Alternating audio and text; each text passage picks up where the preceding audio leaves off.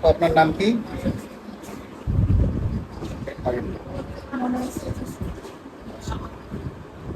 আপনি তো খ্রিস্টান ধর্ম থেকে মুসলমান হতে যাচ্ছেন,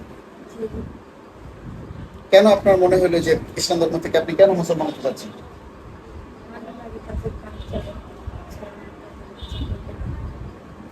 আপনার আচ্ছা, ঠিক আছে, ধন্যবাদ। তো আপনাকে এই খ্রিস্টান থেকে মুসলমান হওয়ার জন্য কেউ কোনো প্রকার প্রেশার দিয়েছে, জোরপূর্বক নিজের থেকে আসছেন? তো আপনার কোনো রকম আপত্তি নাই তো? ঠিক আছে, তাহলে আমাদের ইসলাম ধর্মে আপনাকে স্বাগত। তো আমি একটু আপনাকে মুসলমান হওয়ার জন্য আমাদের যে ফর্মালিটিস, সেটা আমি দেখেছি আপনি অলরেডি এটা পড়েছেন, দেখেছি আমি, এটা তো পড়েছেন, ফলো করা আছে। এরপর আমি একটু আপনাকে মুখে একটু কালেমা পড়াতে চাই, বলেন। আউযু বিল্লাহি মিনাশ শাইতানির রাজিম, একটু জোরে।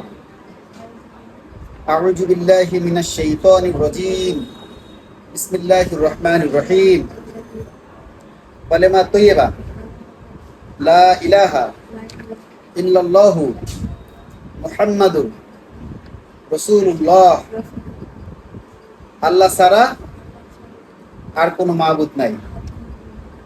কালেমা শাহাদাত, আশহাদু আল্লা ইলাহা ইল্লাল্লাহু ওয়া আশহাদু আন্না মুহাম্মাদান আবদুহু ওয়া রাসূলুহু। আমি সাক্ষ্য দিচ্ছি যে আল্লাহ ছাড়া আর কোনো উপাস্য নাই। আমি আরো সাক্ষ্য দিচ্ছি যে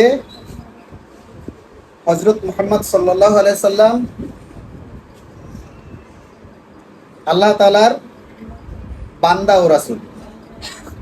আপনি এই বিষয়গুলো যেটা এখন মুখে মুখে বললেন, এগুলো মনে মনে স্বীকার করতে হবে, মনে মনে বিশ্বাস করতে হবে, তাহলেই আপনি একজন আদর্শ মুসলমান হবেন। এবং আপনার মুসলমানের যে অন্যান্য বিষয়গুলো আছে আমাদের যে রীতিনীতি, সেগুলো আজকের পর থেকে, এখন থেকে পালন করবেন ইনশাআল্লাহ।